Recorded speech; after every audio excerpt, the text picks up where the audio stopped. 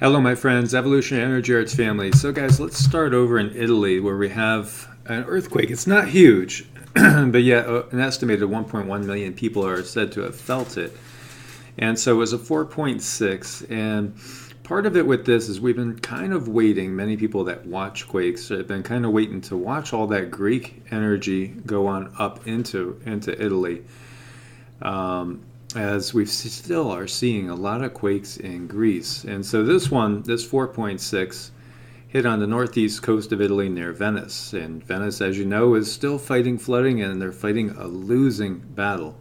And that's going to be a bigger story that's going to stick around with us for a long time.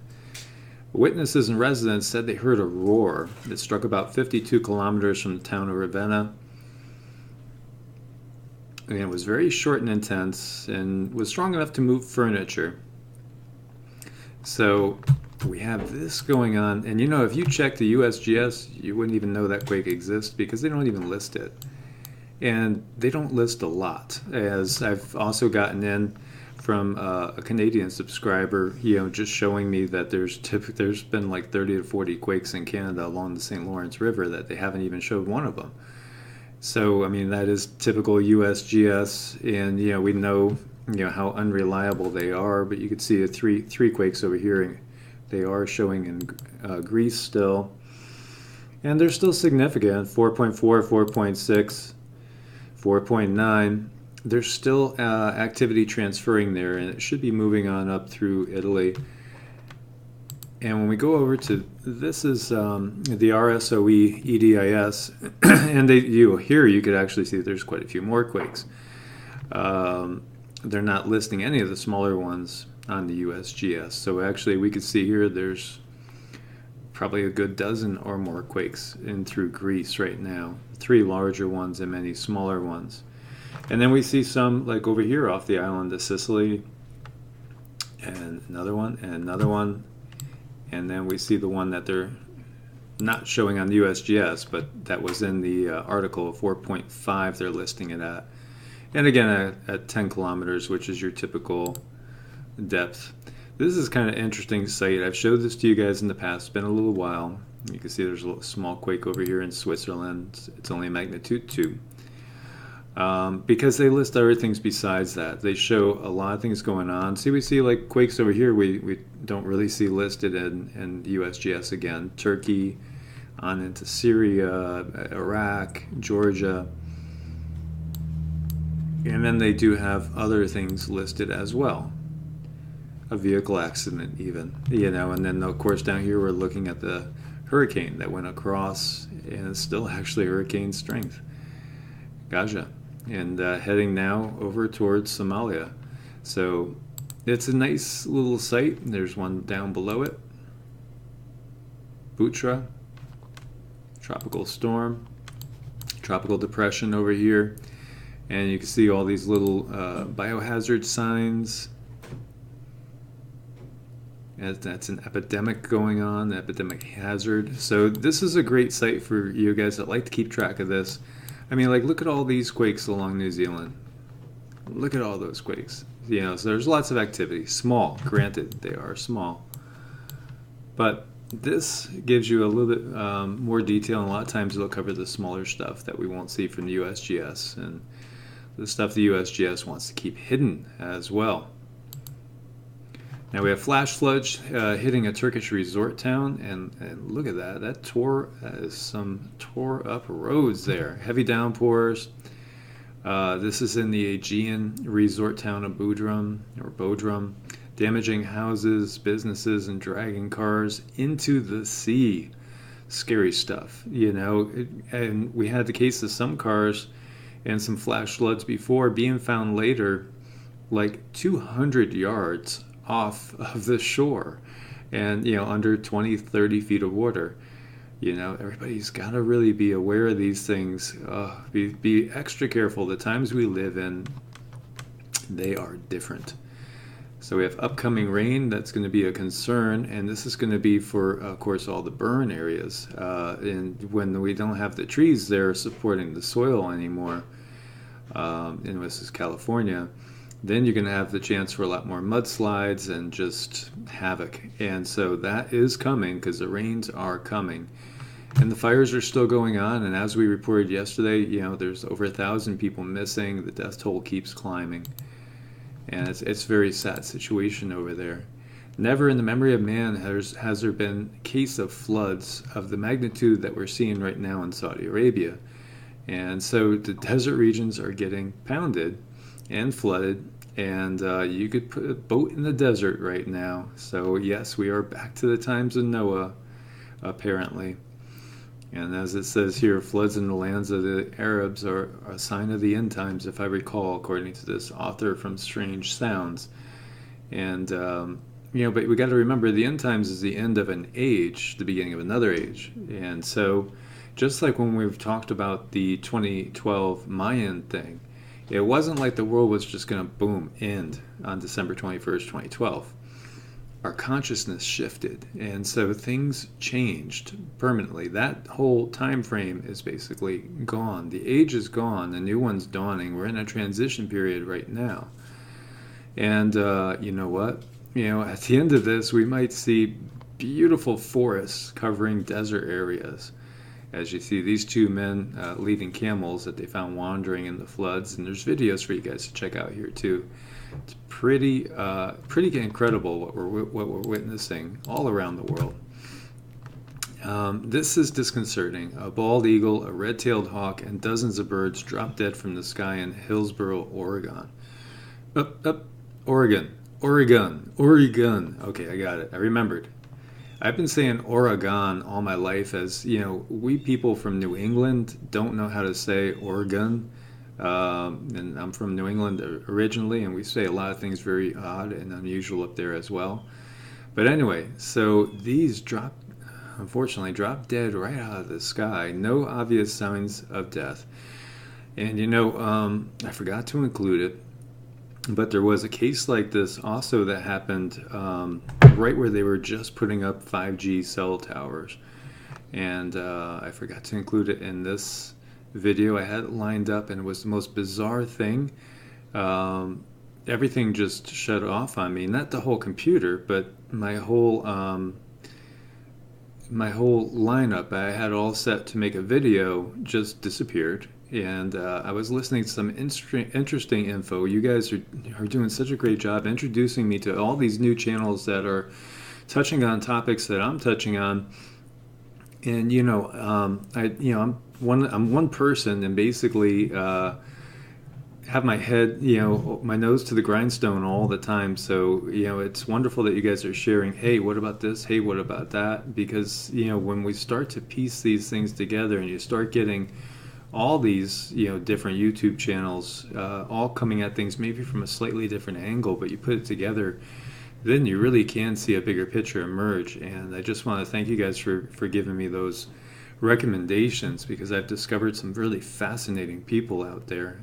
Another one I just discovered talking about gematria. Actually, 3 new channels talking about gematria, and some of my close friends are into gematria as well. And so as we decipher this matrix we're living in, because we are living in a matrix. This is a matrix, and we're starting to realize that. And then we're starting to see there's signs all around us, and we could really see what's going on pretty damn clear. And so this is disconcerting. They're testing them to see what killed them. And it's unusual to see so many birds die at once and just to drop out of the sky. Very scary. Is it 5G related? Is it ozone related? Is it UVC related? What is this? We don't know exactly. Although I do think that there are a lot of cases that are 5G related where birds are dropping out of the sky in different areas. There was a whole bunch that dropped out of the sky in Japan too recently. Very sad, very scary. Intense rainfall expected locally in some parts of Spain over the next 3 days. Local flooding is likely, and they've gotten hammered in the past. It looks like they're going to be getting some intense storms. Again, all of our friends and family over there in Spain and Portugal, be aware and play it safe. Don't go crossing areas that are flooded, and because nowadays people don't make it often. So in Jordan, ancient Petra, sirens warn of flash floods. And again, these are areas not always inundated with flash floods, and the flash floods that are coming are just intense now, and it's a gorgeous area. And of course, so historical.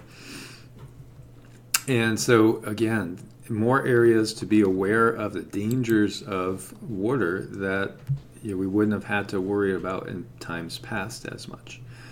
Snow moving into the northern plains as the Midwest and Northeast bracing for Arctic cold. And winter weather alerts are in place across 9 states on Saturday as the Clipper system is going to deliver snow from the Rockies through the Central Plains into the Great Lakes. And so cold, snowy weather is blanketing us. The UK had a beautiful, nice, warm stretch, and they are now bracing for a bitterly cold snap. And it's going to go to -4 Celsius tonight as Scandinavian winds are going to bring an end to that beautiful mild weather and blast Britain into a bitter cold snap as well. Snow will fall in the highest areas, including the Scottish Highlands, Pennines, Welsh Mountains, and Yorkshire Moors. So bundle up over there, my friends. And you know what? Just because they're not talking about it unless you go into the local news doesn't mean that the red tide's over. And actually, it's still all in the same area. And as this quote says, the good news is there's no longer dead fish lining the shores in Manatee County. Well, according to one county official, the answer is quite simple. They're all dead. There's no more fish in the water. And that's why there's no more dead fish on the beaches, because it's a lifeless zone now. And that is what's happening. The red tide is still there. It's still all around Florida. It's up and down both coasts, and it's impacted. The life that's out there in that water, and now it's so sad. And this is Anna Maria Island. It feels like a lifetime ago that I was in Florida already. It's only been, I don't know, 6 weeks, but maybe 2 months. I'm trying to remember, about 2 months, yeah. But it feels like a lifetime ago since I was there. Honestly, it's so surreal, and it hasn't changed. It's a dead zone now. And it's very sad, and it might take years, maybe even decades, to heal, because really this is still going to go down. More than likely, this is still going to get worse. And so I want to bring to people's attention, because just because we don't hear about things in the news doesn't mean it's all over. In Mexico Beach, down there, Hurricane Michael, unimaginable loss and uncertain futures collide. And you see, there's a video here as well. I'll have the links for you guys. There's real decisions to be made, and a lot of people are going to be really making hard decisions about whether, do I bring my small business that's totally decimated back to this town? What's going to happen next year? And if I go to another town, 100 miles down the road along the coast, it could hit there too. What do I do? And so these are the big questions, that people are facing. And it's been a wake-up call for many, and one of the things that we don't even think about, but people living along the coast, you might be in Houston, you might be in Galveston, you might be in somewhere in Louisiana as well, or Alabama, and you might have been thinking to yourself, maybe I should move to a different location, and then something like this happens, and especially if you have friends or family, maybe it nudges you to move and change that location, because you just feel like you don't want to risk being a part of something like this. And then there are those that will brave it out and say, well, if it hits me, and that's it.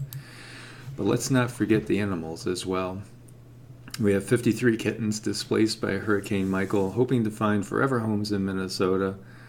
And so, be aware of that. If any of you out there are able to, there are a ton of animals displaced by not only Hurricane Michael over here, but also Hurricane Florence. And we forgot about that. And we have hundreds of animals displaced because of Florence as well, looking for new homes. And so this little guy, isn't he adorable? Isn't there somebody out there that wants to take him home?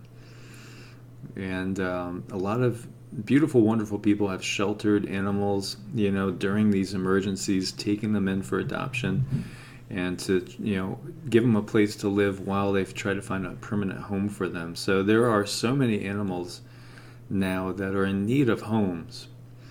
And if anybody is interested and able to do it, then please go ahead. And again, I have the links here, so you guys could go ahead and contact anybody, any of these resources. Let's always think about that too. I think it's always such a blessing to be able to rescue an animal from a shelter. I understand, why people would want certain purebreds and all. That's understandable, and it's something that's always an option. But then there's so many animals that get destroyed in shelters every year. So let's think about those poor little things. And they're pure love. They are pure unconditional love, and they will give you love like you've never had before.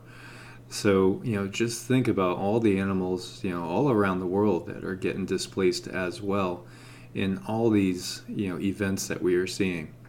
So my friends, as always, please thumbs up to support the channel. Go ahead and subscribe, click the bell, get all the notifications, and share with as many people as possible so we can wake them up to everything that's going on. And maybe more people could help out along these lines as well. May you guys always be blessed with abundant peace, love, happiness, health, and well-being. God bless, and namaste.